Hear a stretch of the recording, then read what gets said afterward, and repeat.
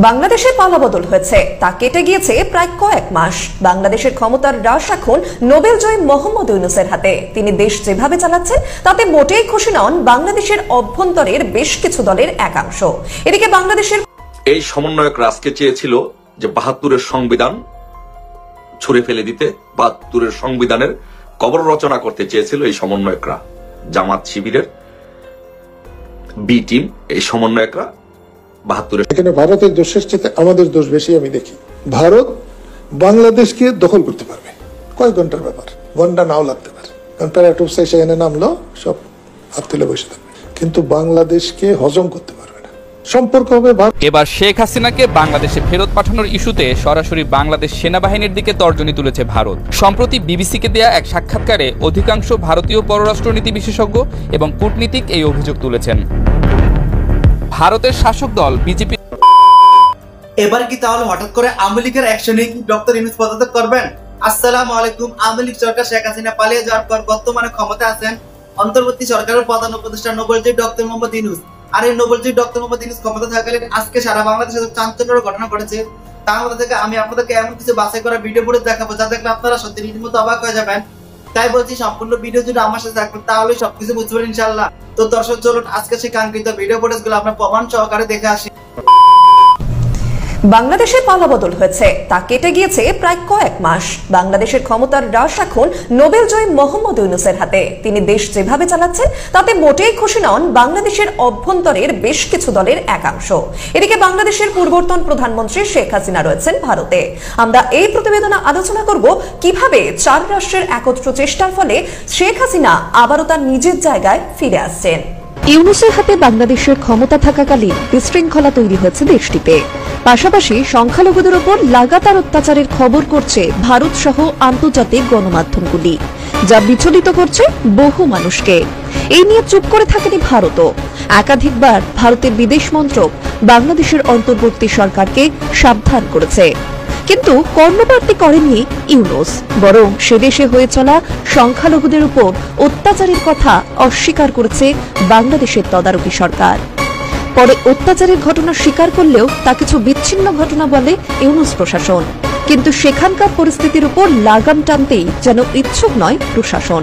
তার উপর বাংলাদেশের কিছু কট্টরপন্থী সংগঠনগুলি ভারত বিদ্বেষী মনোভাব সাধারণ জনগণের উপর উস্কানি দিচ্ছে। তাতে অবশ্য মদত রয়েছে ইউনূসেরও, তেমনটাই মনে করছে ওয়াকিবহল মহলের এক অংশ। বাংলাদেশের বিশৃঙ্খলার মধ্যে অনেকেই ফের বলতে শুরু করেছেন শেখ হাসিনার জমানায় ঠিক ছিল। অনেকেই বলছেন হাসিনা শুধুমাত্র যন্ত্রের মতো সরকার চালাতেন না, তিনি মানবতার প্রতীক। তার দূরদর্শিতা ছিল প্রকট। কিভাবে কোন দেশের সঙ্গে মিত্রতা রাখলে আখেরে বাংলাদেশের উন্নয়ন ঘটবে সেই দিকেই নজর রাখতেন তিনি। আন্তর্জাতিক স্তরেও হাসিনা তার দেশকে যেভাবে উত্থাপিত করেছেন তাতে তিনি একজন শক্তিশালী নেতা হিসেবে স্বীকৃত পেয়েছিলেন। এইবার সামনে এলো শেখ হাসিনার উপর রয়েছে শক্তিশালী ৪ রাষ্ট্রের সমর্থন: ভারত, আমেরিকা, রাশিয়া এবং চীন।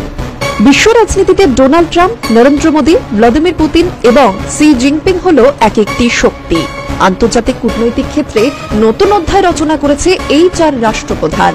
শেখ হাসিনার প্রতি তাদের সমর্থনও রয়েছে। ট্রাম্পের কৌশলী নেতৃত্ব, মোদীর কৌশলগত বন্ধুত্ব, সি জিনপিং এর উন্নয়নমূলক সহযোগিতা এবং পুতিনের শক্তিশালী রাজনৈতিক অবস্থান শেখ হাসিনার ফিরে আসার সম্ভাবনাকে আরও শক্তিশালী করেছে। অনেকেই বলছেন শেখ হাসিনা তার দেশে ফিরে আসবেন আন্তর্জাতিক ক্ষেত্রের সহযোগিতা নিয়ে। আবারও তিনি বাংলাদেশকে নেতৃত্ব দেবেন। শুধুমাত্র বাংলাদেশে অভ্যন্তরীণ বিশৃঙ্খলা নয়, দেশের এক একটি বিরাট অংশ আরাকান আর্মির হাতে দখলে চলে যাওয়ার সম্ভাবনাও তৈরি হয়েছে। চট্টগ্রাম নিয়ে আশঙ্কায় রয়েছেন ইউনূস, যার লাগাম টানতে তিনি ব্যর্থ হবেন। সেই জায়গায় শেখ হাসিনাই একমাত্র ভরসা বাংলাদেশের, মনে করছেন রাজনৈতিক মহলের একাংশ। তবে এখন দেখার আন্তর্জাতিক ক্ষেত্রে জটিলতা কাটিয়ে দেশের সংবিধান আইন মেনে কিভাবে নিজের দেশে পা রাখেন শেখ হাসিনা। তবে তার প্রত্যর্পণে এই ৪ দেশ যে পাশে থাকবে তা এখানে ভারতের দোষের চেয়ে আমাদের দোষ বেশি আমি দেখি। ভারত বাংলাদেশকে দখল করতে পারবে, কয়েক ঘন্টার ব্যাপার, ঘন্টা নাও লাগতে পারে, কারণ প্যারাটুপসাই সেখানে নামলো সব হাত তুলে বসে থাকবে, কিন্তু বাংলাদেশকে হজম করতে পারবে না। সম্পর্ক হবে ভারতের জনগণ, বাংলাদেশের জনগণ। ভারত বাংলাদেশের সম্পর্ক এরকম হওয়া উচিত না। মুক্তিযুদ্ধে ভারত যে ভূমিকা রেখেছে, পৃথিবীর ইতিহাসে এরকম ভূমিকা খুব কম হয়। যদি ভারত আমাদের পাশে না দাঁড়াতো, মুক্তিযুদ্ধে আরো হয়তো 20 বছর 25 বছর আমাদের সময় লাগতো। 71 আমরা স্বাধীন হইতাম না। এখন এটা প্রশ্ন আসতে পারে যে ভারত যে বাঙালিদেরকে আশ্রয় দিয়েছে, মুক্তিযুদ্ধদের ট্রেনিং দেওয়ার জায়গা দিয়েছে, অনেক ক্ষেত্রে ট্রেনিংও দিয়েছে, তাহলে তারা তো যথেষ্ট সাহায্য করেছে। 1 কোটি শরণার্থীকে আশ্রয় দিয়েছে। যদি ঢুকতে না দিত, আশ্রয় না দিত, তাহলে 1 কোটি না বললেও 50 লাখ মরত। তাহলে সেটা বাঁচাইছে। এটা বাংলাদেশের প্রতি ভারতের উদারতা, ভারতের সহযোগিতা। এর জন্য বাংলাদেশের কৃতজ্ঞ থাকা উচিত। একটা পরিমাণ কৃতজ্ঞ কিয়ামত পর্যন্ত থাকতে হবে, একটা পরিমাণ। অন্যদিকে ভারতের কোনো স্বার্থ ছিল না, ছিল ইস্ট পাকিস্তানের 4500 কিলোমিটার বর্ডার, ওয়েস্ট পাকিস্তানের ওইরকম বর্ডার। ওয়েস্ট পাকিস্তানের বর্ডার একটু কম, যদিও ইরান টিরান হাবিজাবি নানান জিনিসের সাথে ভারতের বর্ডার আছে, চীনের সাথে আছে, পাকিস্তানের সাথে অত বর্ডার নেই। তো তাইলে বাংলাদেশ স্বাধীন হইলে শত্রু দেশ থেকে বাঁচলো, এটা একটা তাদের দুই পাশে শত্রু দেশ থাকার চাইতে এক পাশে থাকা ভালো।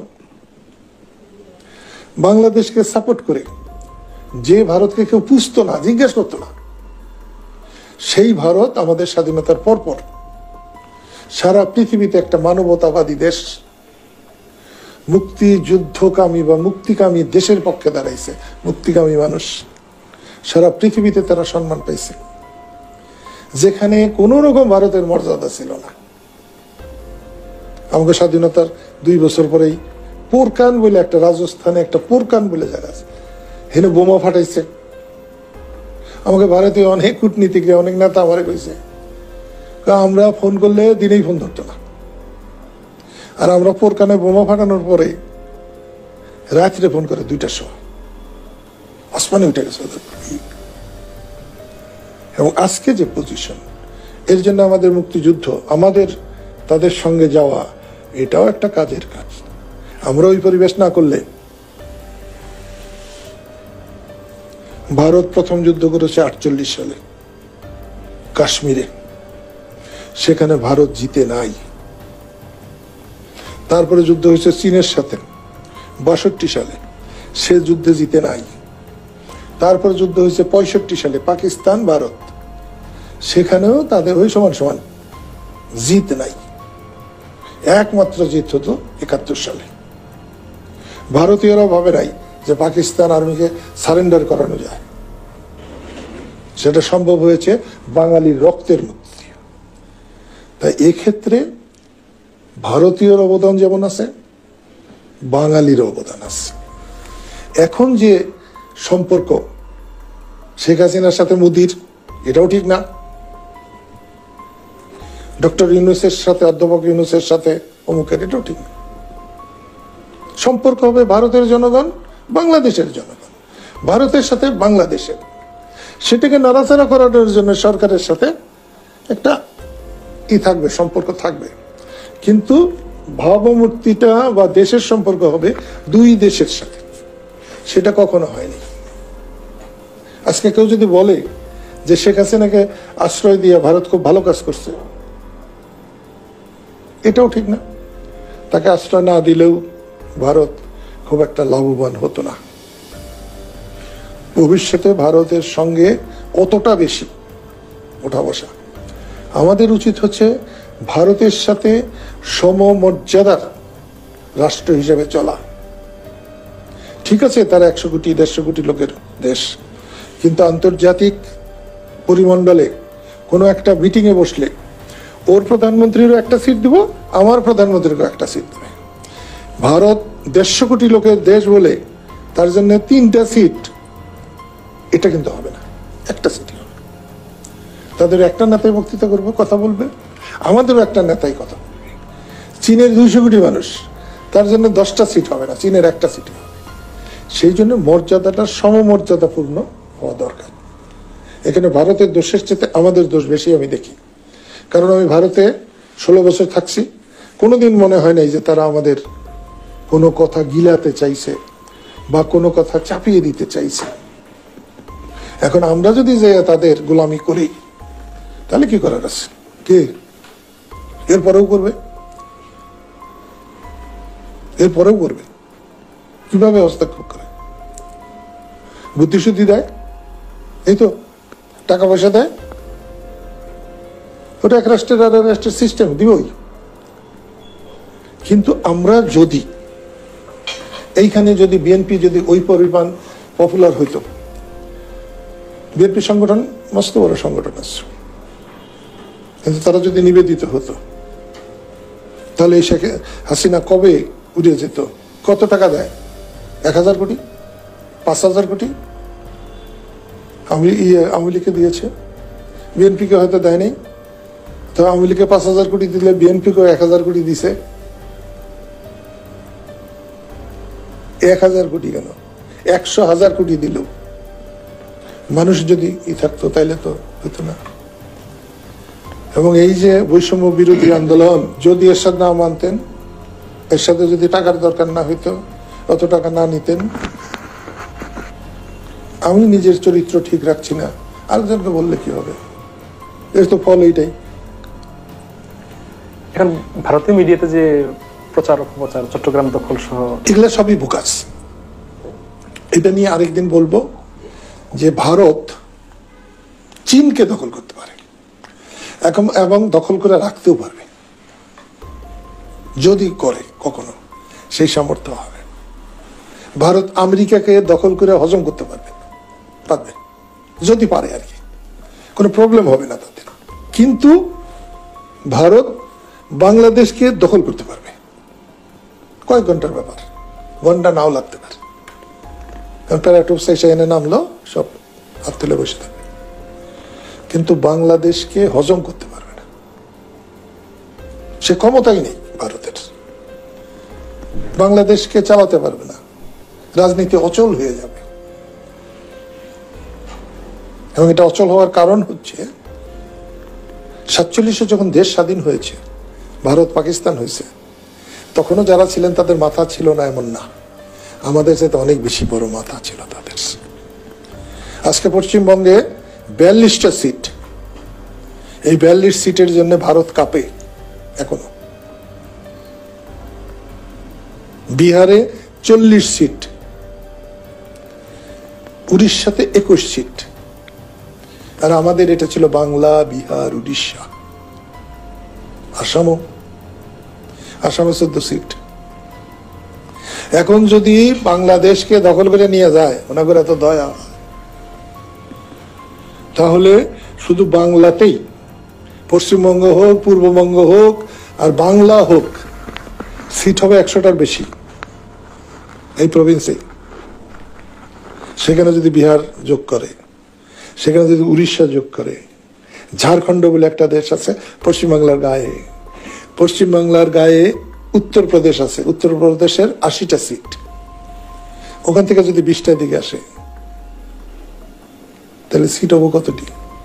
এই পাশে আরো 10-12টা সিট আছে, কি বলে, ত্রিপুরা, মণিপুর, নাগাল্যান্ড, মিজোরাম, এখানে বোধহয় 10টা সিটের মতো হবে, 4টি, তাহলে সিট হবে 200-র উপরে।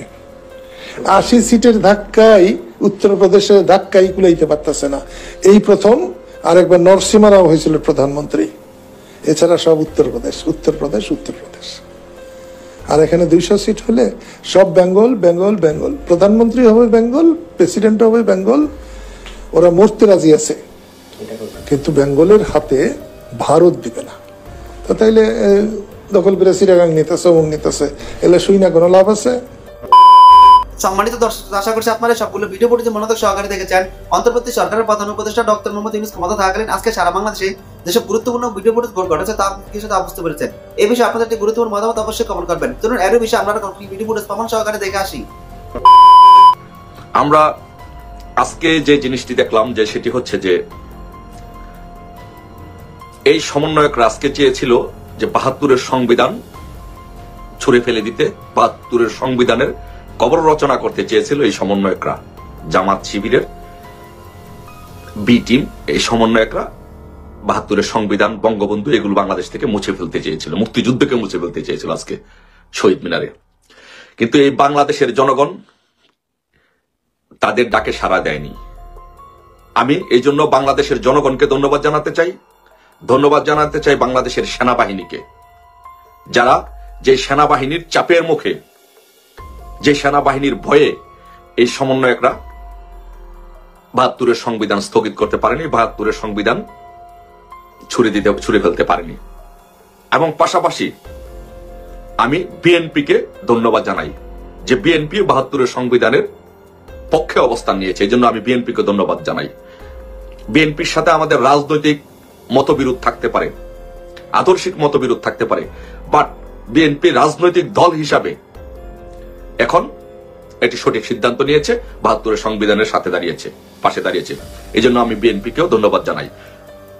এই যে বিএনপি ৭২-এর সংবিধানের রক্ষার জন্য দাঁড়িয়েছে, আরেকটি অন্যতম কারণ হচ্ছে যে আজকে যদি ঘোষণা আসতো যে বিপ্লবী সরকারের ৭২-এর সংবিধান যদি ছুঁড়ে ফেলা হতো, তাহলে সবচেয়ে যে বেশি ক্ষতিগ্রস্ত হতো সেটা বিএনপি ক্ষতিগ্রস্ত হতো, এবং বিএনপি সেটা অনুধাবন করতে পেরেছে। সেই জন্য বিএনপি ৭২-এর সংবিধানের পাশে দাঁড়িয়েছে।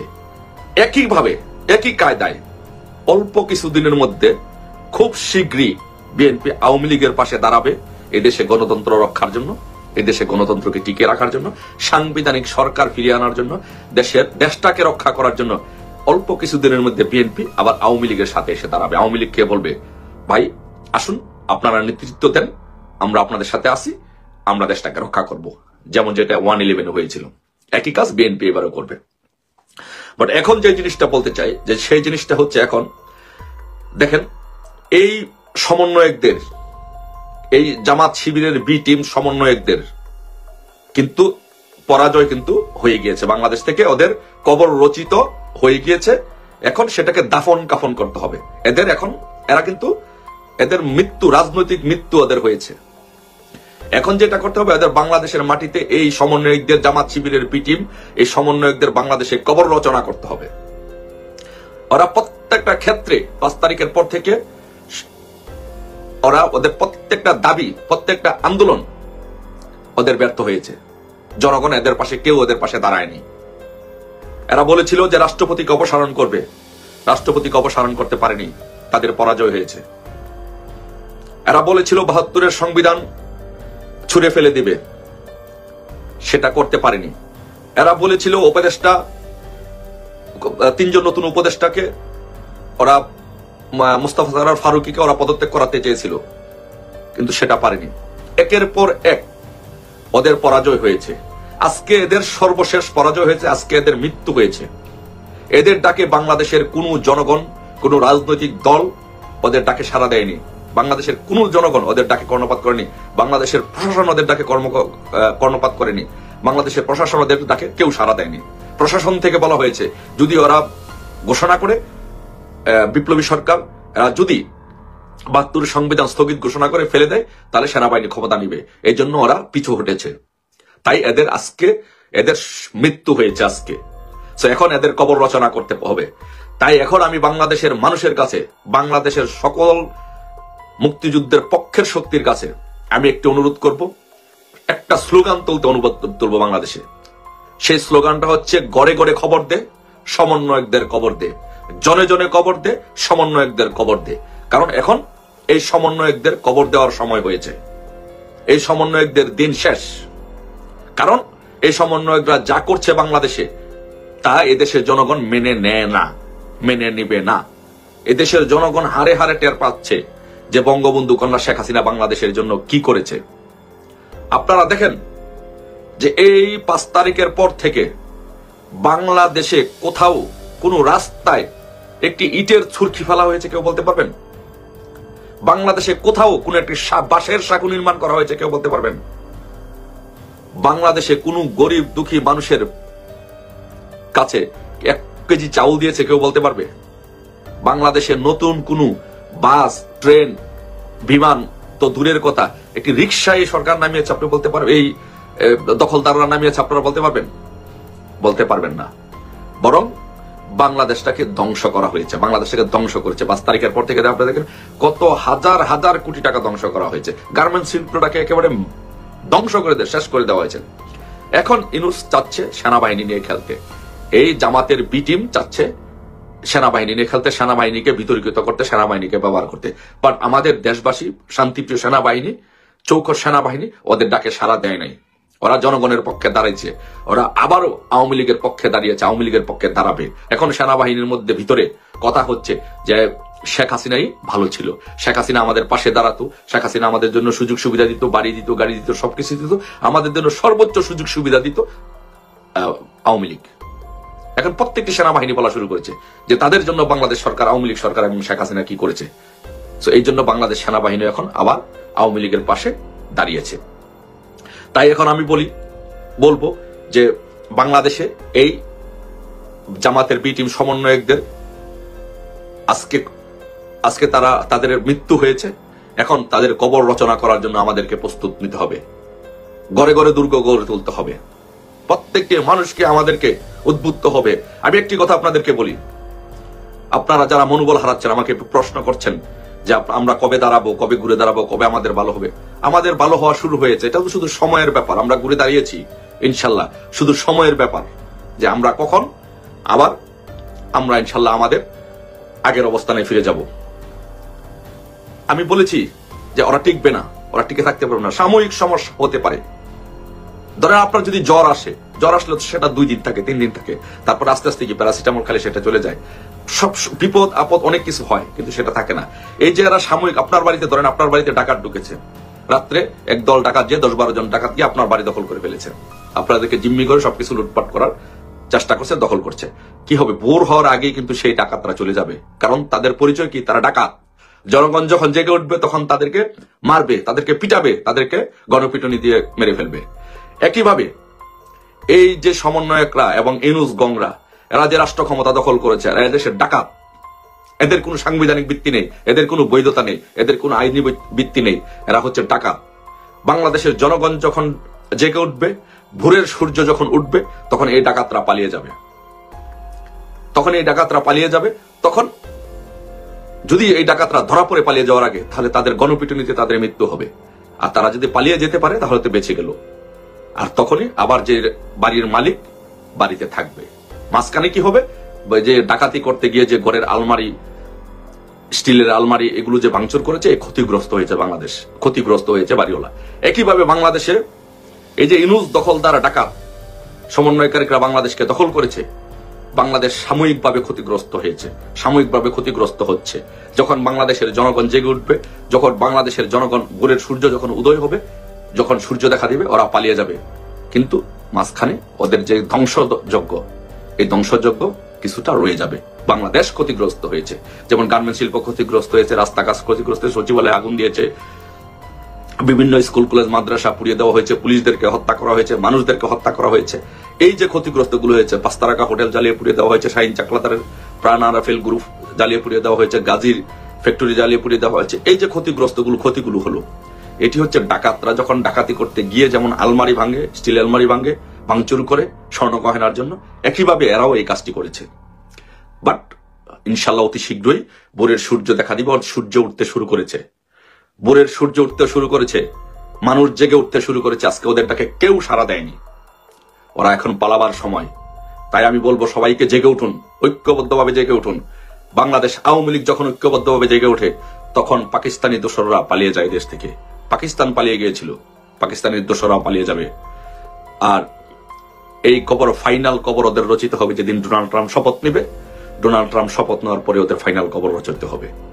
সেই পর্যন্ত সবাই সকলে ঐক্যবদ্ধভাবে থাকুন, ধৈর্য ধরুন, সাহস রাখুন, মনোবল রাখুন। ইনশাল্লাহ কেউ ভুলে যাবেন না। শুধু অতীতের কথা একবার চিন্তা করে দেখুন, 75 সালে আমাদের উপর কত বড় বিপদ নেমে এসেছিল। 2011 আমাদের উপর কত বড় বিপদ নেমে এসেছিল। 111 আমরা তখন 111 তখন আমি ঢাকা বিশ্ববিদ্যালয়ে নেতৃত্ব দেই। এই 111 ফখরুদ্দিন মঈনুদ্দিন সরকারের বিরুদ্ধে আমরা অল্প সংখ্যক লোক বিভিন্ন বাসায় লুকিয়ে লুকিয়ে আমরা তখন আন্দোলন করেছিলাম। অল্প সংখ্যক লোক, তো আমরা এই আন্দোলনের নেতৃত্ব দিয়েছিলাম জীবন বাজি রেখে। তারপরে সেখান থেকে আস্তে আস্তে আস্তে আস্তে গণজোয়ার সৃষ্টি হয়েছিল। মহিউদ্দিন ফখরুদ্দিন পালিয়ে গিয়ে নির্বাচন দিতে বাধ্য হয়েছিল, আওয়ামী লীগ ক্ষমতা এসেছিল। একইভাবে আর সেই আওয়ামী লীগের তুলনায় এখন আওয়ামী লীগ অনেক শক্তিশালী, 1000 গুণ শক্তিশালী। তাই আপনাদেরকে সবাইদেরকে বলবো, কেউ মনোবল হারাবেন না, ধৈর্য ধরুন, মনোবল বৃদ্ধি করুন, মনোবল শক্ত করুন। বিজয় আমাদের সুনিশ্চিত। আজকে এই সমন্বয়কদের মৃত্যু হয়েছে। এই বাংলাদেশে এখন শুধু এদের কবর রচনা করার সময়। আমরা ইনশাল্লাহ বাংলাদেশে এই সমন্বয়কদের, জামাতের বি টিম 71-এর পরাজিত শক্তির দোসর, আলবদর আল শামসদের দোসরদের বাংলাদেশের মাটি থেকে ইনশাল্লাহ কবর রচনা করে ইনশাল্লাহ আমরা আমাদের বাংলাদেশকে আবার এদের কাছ থেকে, ডাকাতদের কাছ থেকে আমরা বাংলাদেশকে উদ্ধার করব। সেই পর্যন্ত সকলকে ঐক্যবদ্ধভাবে, ইস্পাত কঠিন দৃঢ়তার মধ্যে আমাদের থেকে সেই আন্দোলনটুকু আমাদের চালিয়ে যেতে হবে। আমাদের সকল এবার শেখ হাসিনাকে বাংলাদেশে ফেরত পাঠানোর ইস্যুতে সরাসরি বাংলাদেশ সেনাবাহিনীর দিকে তর্জনী তুলেছে ভারত। সম্প্রতি বিবিসিকে দেয়া এক সাক্ষাৎকারে অধিকাংশ ভারতীয় পররাষ্ট্রনীতি বিশেষজ্ঞ এবং কূটনীতিক এই অভিযোগ তুলেছেন। ভারতের শাসক দল বিজেপির ঘনিষ্ঠ পররাষ্ট্রনীতি বিশেষজ্ঞ শুভ্রকমল দত্ত বিবিসিকে দেয়া একটি সাক্ষাৎকারে বলেছেন, ভারতের কাছে শেখ হাসিনাকে ফেরত চাওয়ার আগে আমি তো বলবো মোহাম্মদ ইউনূস সরকারের উচিত তাদের নিজেদের সেনাবাহিনীর কাছে জবাবদিহি চাওয়া, কেন তারা শেখ হাসিনাকে ভারতে যেতে দিলেন। শুভ্রকমল দত্ত বিবিসি বাংলাকে বলেন, বস্তুত শেখ হাসিনা গত 5 অগস্ট বাংলাদেশের সামরিক বাহিনীর একটি মিলিটারি এয়ারক্রাফটে করে দিল্লির কাছে হিন্দন বিমানঘাটিতে এসে অবতরণ করেন। ভারতের পররাষ্ট্রমন্ত্রী এস জয়শঙ্কর এর পরদিনই মানে 6 অগস্ট পার্লামেন্টে জানান, শেখ হাসিনাকে বহনকারী বিমানটি যাতে দিল্লিতে এসে নামতে পারে তার জন্য বাংলাদেশ সেনাবাহিনীর তরফে ভারতের কাছে আগাম অনুমতি বা ফ্লাইট ক্লিয়ারেন্সও চাওয়া হয়েছিল। এবং সেই ঘটনার পর থেকে আজ অবধি বাংলাদেশ সেনাবাহিনীর নেতৃত্বেও কোনো পরিবর্তন হয়নি। তখনও বাহিনীর প্রধান ছিলেন জেনারেল ওয়াকারুজ্জামান, এখনো তিনিই সেনা প্রধান আছেন। ফলে যে পরিস্থিতিতেই শেখ হাসিনা ভারতে এসে থাকুন, তার পেছনে বাংলাদেশের বর্তমান সেনা নেতৃত্বের একটা সক্রিয় ভূমিকা অবশ্যই ছিল, যা অস্বীকার করা কঠিন, বলছেন মিস্টার দত্ত। তার কথায় বাস্তবিক শেখ হাসিনা এখন আমাদের অতিথি হতে পারেন, কিন্তু এটাও মনে রাখতে হবে তাকে কিন্তু আমরা নিজে থেকে ডেকে আনিনি। ভারত সরকারের কর্মকর্তারা এর আগে একাধিকবার মনে করিয়ে দিয়েছেন বাংলাদেশ সেনাবাহিনীর সহায়তা নিয়েই শেখ হাসিনা ভারতে এসেছেন।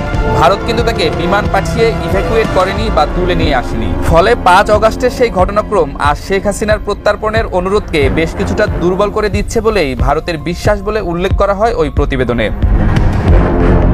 রাষ্ট্রের একটি গুরুত্বপূর্ণ স্তম্ভ সেনাবাহিনী তাকে ভারতে আসতে সাহায্য করেছে, আর এখন রাষ্ট্রেরই আরেকটি স্তম্ভ নির্বাহী বিভাগ তাকে ভারত থেকে ফেরত চাইছে। এর মধ্যে তো একটা স্ববিরোধিতা আছেই, বিবিসিকে বলেছেন দিল্লিতে সাউথ ব্লকের একজন শীর্ষস্থানীয় কর্মকর্তা। এসব কারণেই বাংলাদেশের নোট ভার্বালের তড়িঘড়ির একটা জবাব দেওয়া উচিত, কিংবা শেখ হাসিনার প্রত্যার্পণের ব্যাপারে দ্রুত একটা সিদ্ধান্ত নেওয়া উচিত, তেমনটা মনে করছে না দিল্লি।